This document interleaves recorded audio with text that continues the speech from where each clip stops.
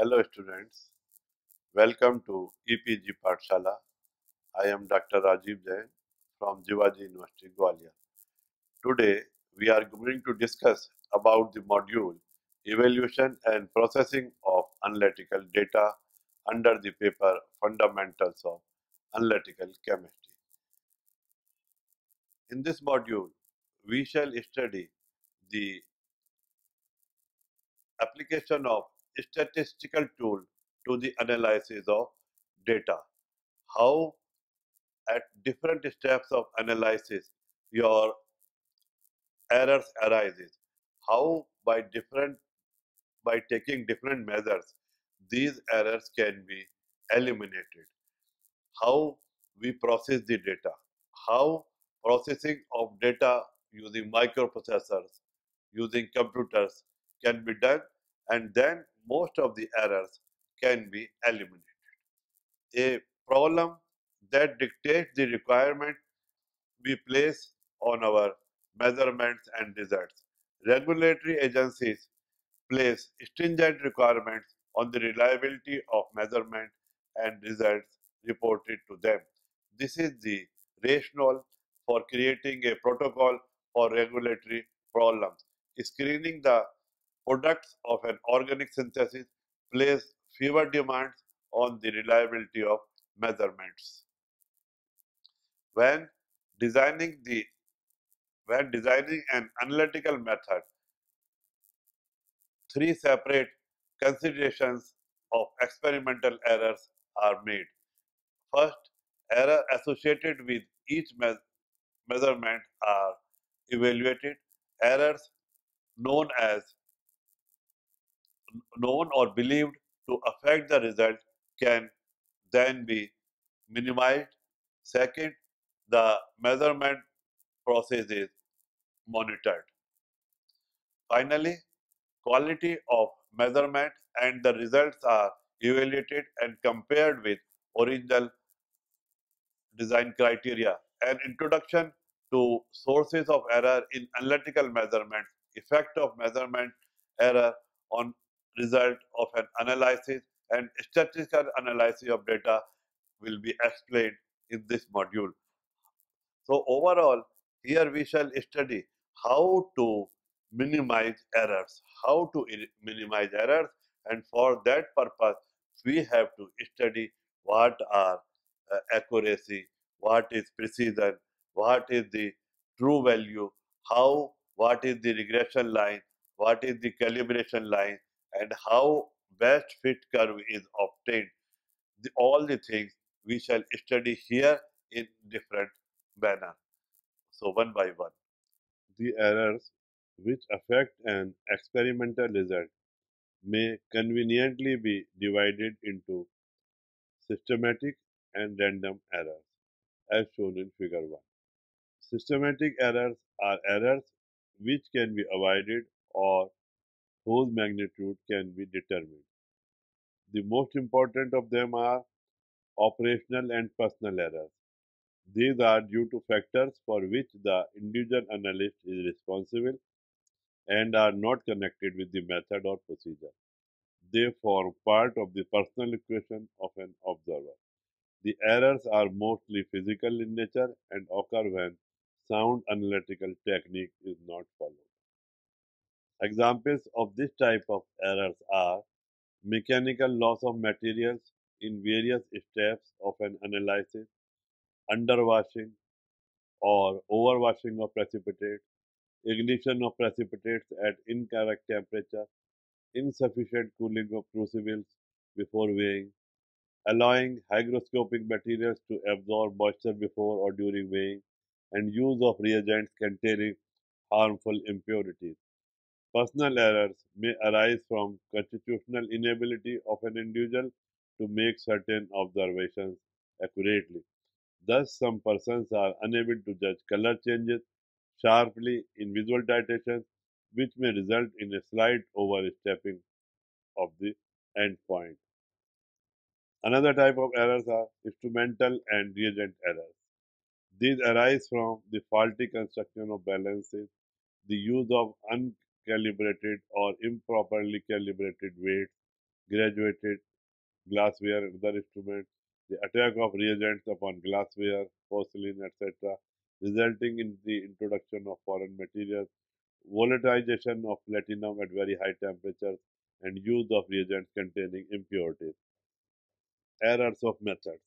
These originate from incorrect sampling and from incompleteness of a reaction. In gravimetric analysis, errors may arise owing to appreciable solubility of precipitates, co-precipitation and post-precipitation, decomposition or volatilization of weighing forms on ignition, and precipitation of substances other than intended ones.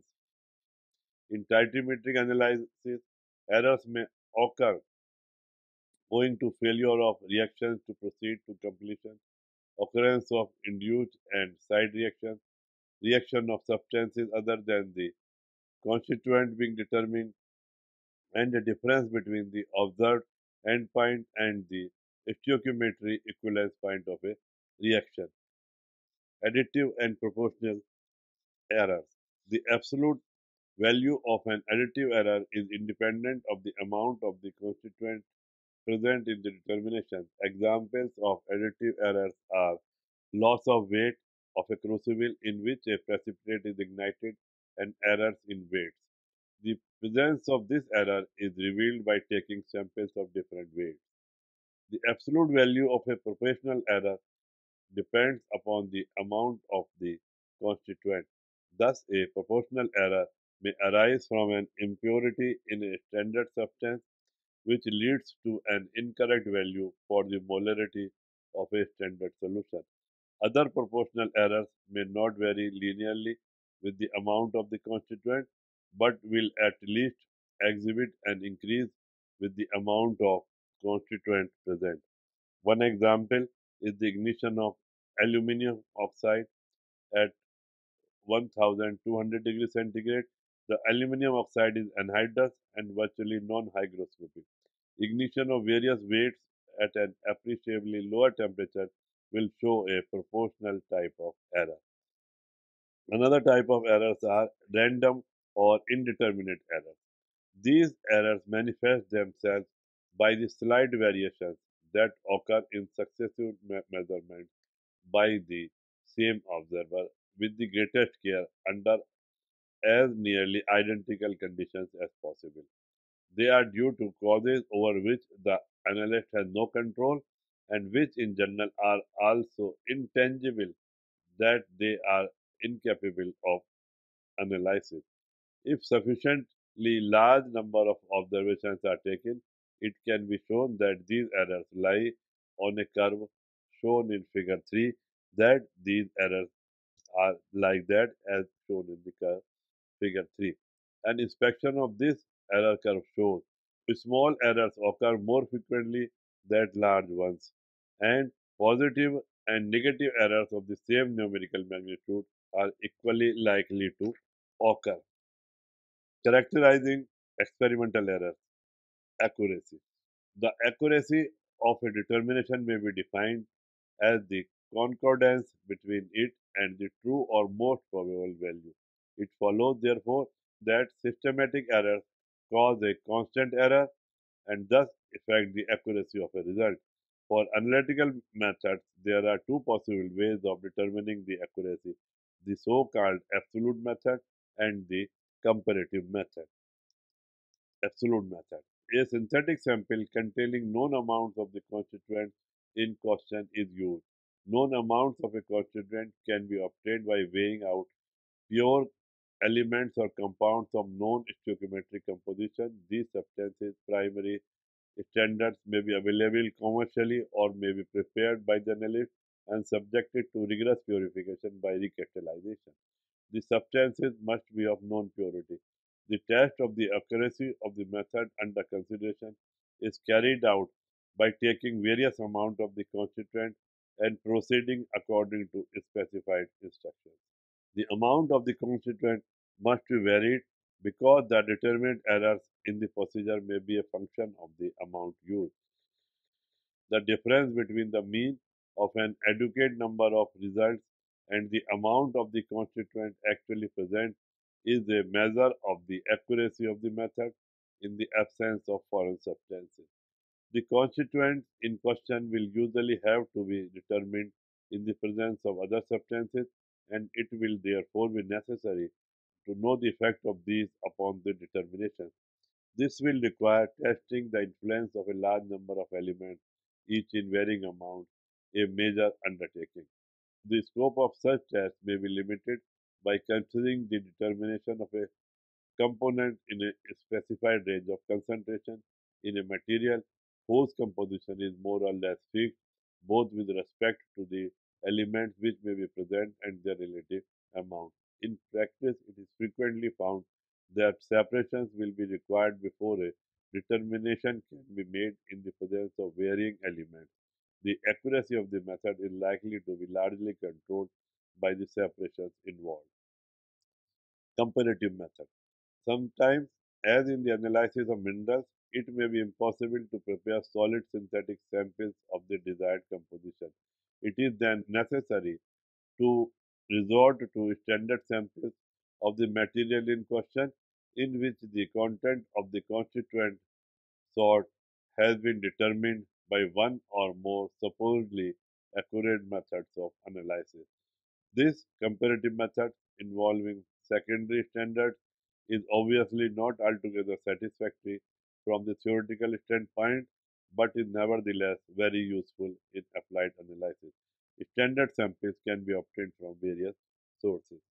In several fundamentally different methods of analysis for a given constituents are available: gravimetric, for example, gravimetric, titrimetric, spectrophotometric. The agreement between at least two methods of essentially different character can usually be accepted as indicating the absence of an appreciable systematic error in either. Precision may be defined as the concordance of a series of measurements of the same quantity. Accuracy expresses the correctness of a measurement, and precision the reproducibility of a measurement. Precision always accompanies accuracy as shown in figure 3, but a high degree of precision does not imply accuracy. Precision is a measure of the spread of data about a central value and may be expressed as the range, the standard deviation, or the variance. Precision is commonly divided into two categories: repeatability and reproducibility. Repeatability is the precision obtained when all measurements are made by the same analyst during a single period of laboratory work using the same solutions and equipment. Reproducibility, on the other hand, is the precision obtained under any set of conditions, including that between analysts or between laboratory sessions for a single analyst. Since reproducibility includes additional sources of variability, the reproducibility of an analysis can be no better than its repeatability. Minimization of errors.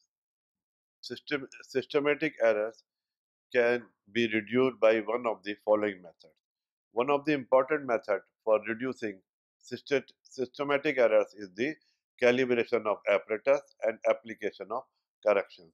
All apparatus and instruments such as weights, flasks, burettes, pipettes, conical flasks, standard flasks should be calibrated. When an error cannot be eliminated, it is possible to apply a correction for effect that it produces. Another type of minimization of errors can be done with the help of running a blank determination. Running a blank determination. Separate determination is carried out, sample is omitted under same conditions as employed in actual analysis. Means what is blank? Blank determination is the analysis in the same way. We are doing, suppose, volumetric analysis. It will be done in the same way. And solution will be added, solvent will be added from the burette to the conical flask. But the conical flask will not contain the analyte which is being analyzed. That is the, we will say now this is the blank determination. So it will enumerate the, by comparison of the results, it will eliminate or reduce different types of errors. Object is to find out effect of impurities introduced through reagents and vessels, or to determine access of standard solution necessary to establish the endpoint. A large blank correction is undesirable as precision of analysis is reduced. Another another way of minimizing errors is running a control determination. A control determination side by side is done and it is compared. By way of that, errors are minimized. Another thing is use of independent methods of analysis. This method is very important. Independent methods of analysis. Suppose one thing is being analyzed by volumetric analysis. We are doing certain titrations. Then we obtain the result, and then we also obtain results by gravimetric methods of analysis. And also we also obtain results by spectroanalytical methods of analysis. Then all the three results are compared. If the results are almost the same, then we can say that the errors have been minimized. So another method is running parallel determination. Side by side, other people may also do different types of determinations. So the errors which are due to the human errors, which they may also be minimized. The most important method for elimination of error is by standard addition.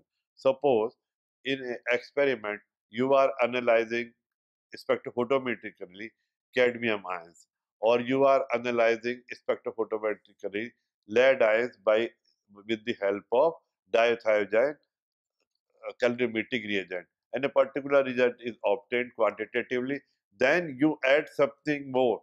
More lead is added, more lead is added. That is the method of standard addition, and by every time each addition you get increase in absorption, and by that comparison you will find out or you may minimize the error. Then another method for minimizing error is the internal standards method. Some internal standard is added and error is minimized. If you are taking instrumental methods, electroanalytical methods, spectroanalytical methods, radioanalytical methods, thermoanalytical methods, whatever the instrument is, that its amplification signal is amplified by using electronic circuit, that also minimizes the error. Another thing, if you are using radioanalytical method, then it is the isotopic dilution by using different types of isotope, and it is diluted, and by that way various errors, systematic errors are minimized. Significant figure. The term digit denotes any one of the 10 numerals, including the zero. A significant figure is a digit which denotes the amount of quantity in place in which it stands. The digit 0 is a significant figure except when it is the first figure in a number. In most analyses, weights are determined to the nearest tenth of a milligram. For example, 2.546 gram. This means that the weight is less than 2.1547 gram and more than 2.154 gram. A weight of 2.150 gram would signify that it has been determined to the nearest milligram, and the weight is nearer to 2.150 gram than it is to either 1.51 gram or 2.149 gram.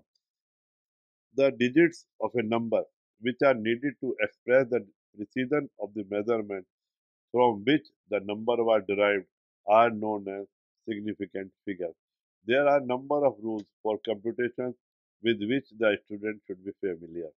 Retain as many significant figures in a result or in any data as will give only one uncertain figure.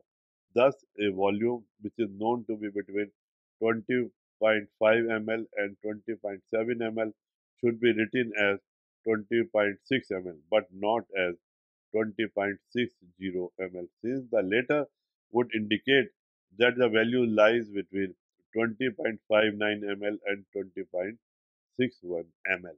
Also, if a weight to the nearest zero point 0.1 milligram is 5.2600 gram. It should not be written as 5.260 gram or 5.26 gram, since in the latter case an accuracy of a centigram is indicated and in the former a milligram.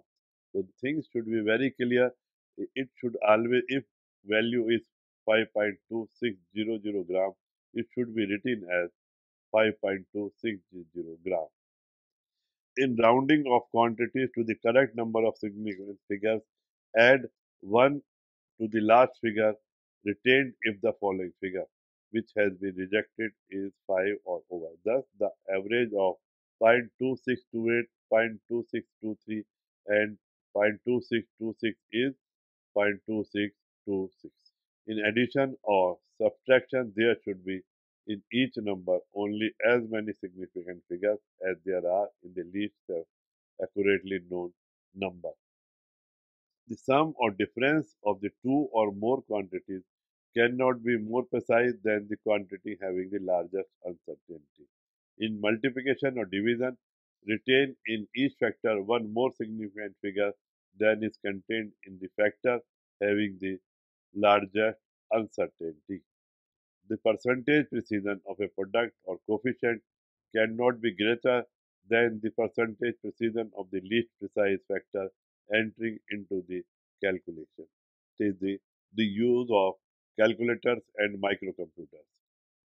With the advent of reasonably priced handheld calculators has replaced the use of both logarithms and slide rules for statistical calculations.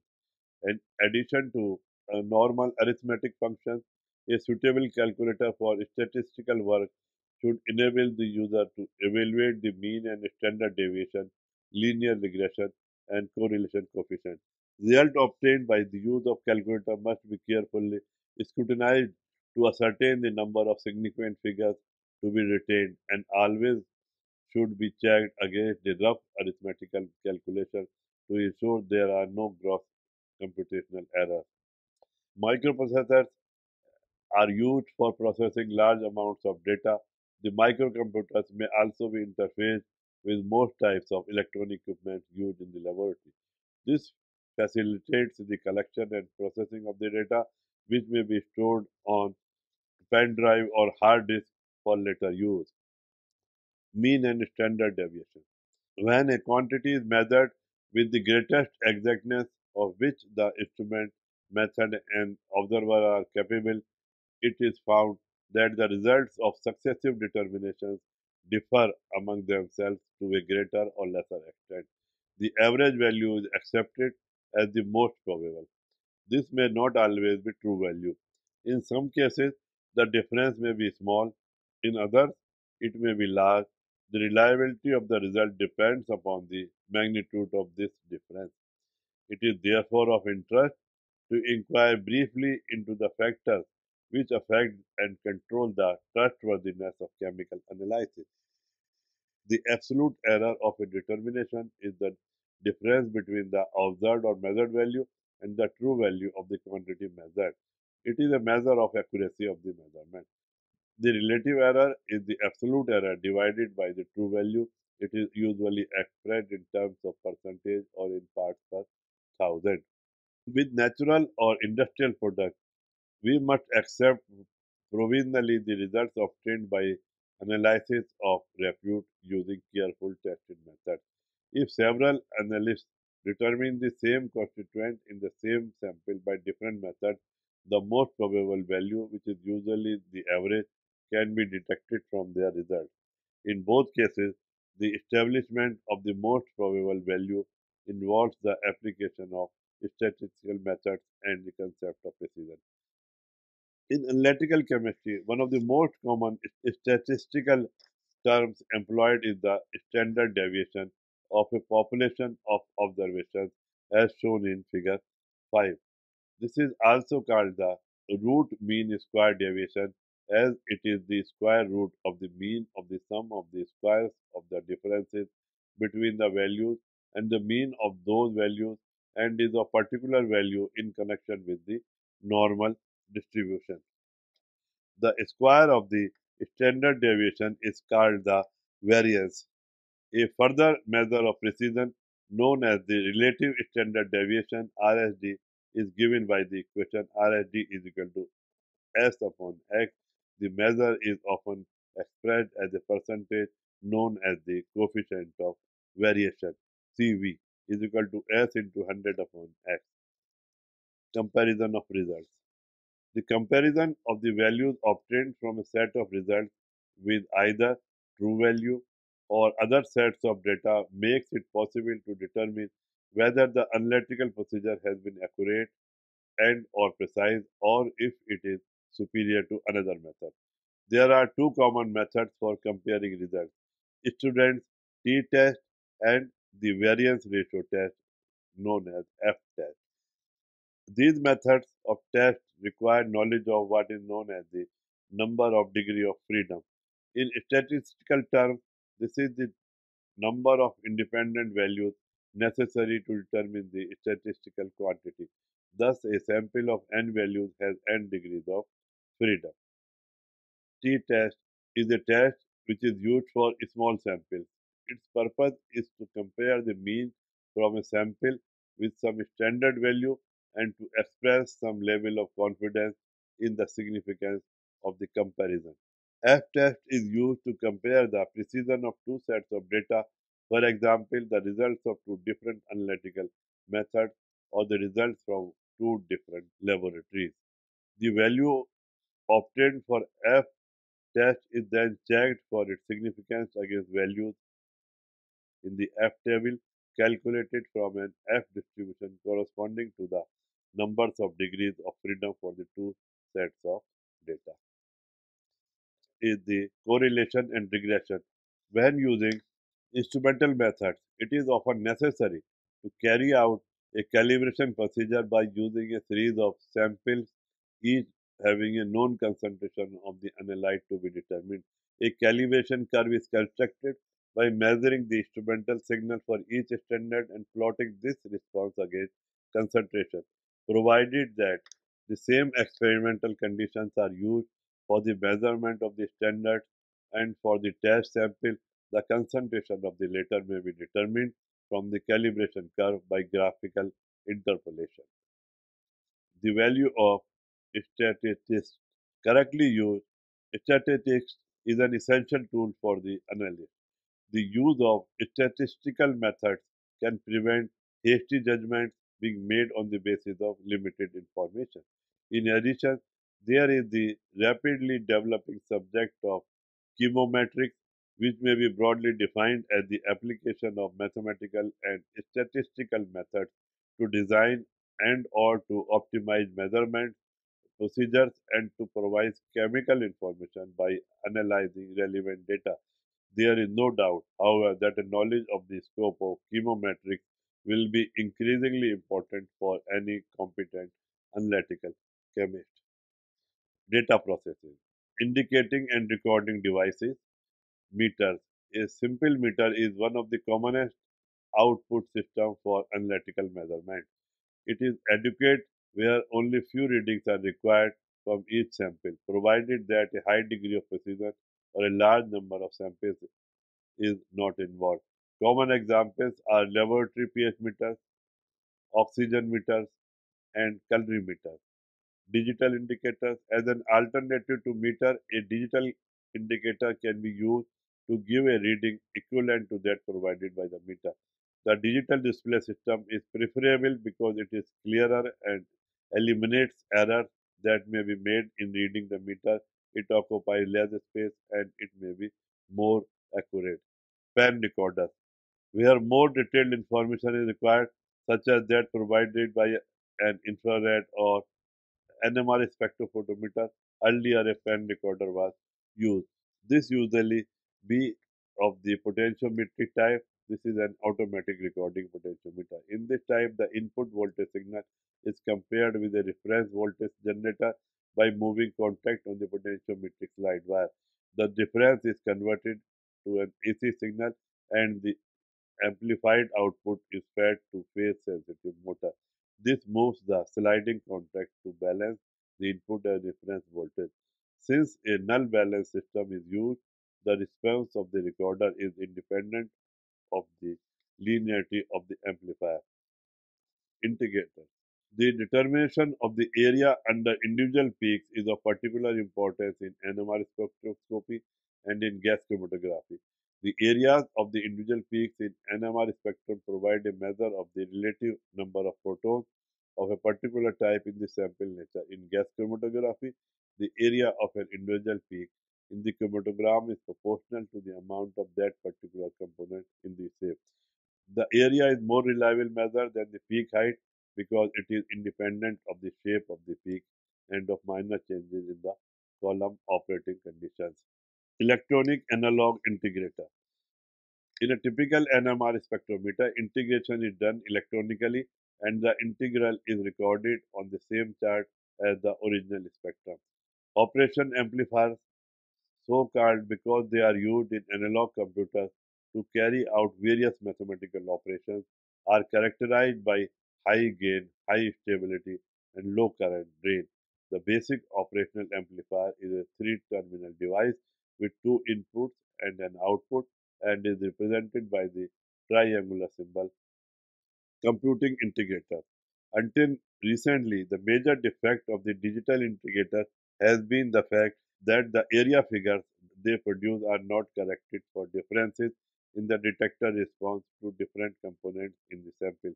However, several computing integrators available that will accept detector calibration factors and then print out a complete analysis in terms of component percentages. Digital computers. In comparison with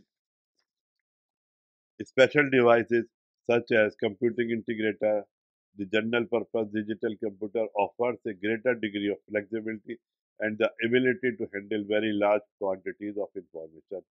Because of its speed of operation and storage capacity, a computer is generally capable of handling more than one instrument at a time. However, to do this, it must have facilities that are not found in many computers designed purely for batch processing. The analytical instrument is connected to the computer by means of a separate interface card.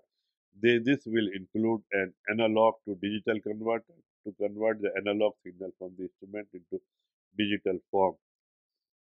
Digital computers are now being used extensively for the processing of analytical data from many different instruments for the interpretation of results and for instrumental control. Computer controlled diffractometers, for example, and many other instruments, and most of the instruments are computer controlled and are becoming increasingly common. Students, in the module which you have just studied, you have learned about different statistical terms and also how statistical tools can be applied for the analysis of different types of data. How different types of errors can be minimized. Some errors can be minimized at the source and another errors can be minimized by comparing the results of different types of analysis. Further, you have also studied here for, various type of data processing devices, what are data processing devices, how data is processed, and how different types of interpretation can be given. These all things you have studied, and ultimately you find here you can very well appreciate that statistical treatment of data is a very important has a very important place in analytical chemistry.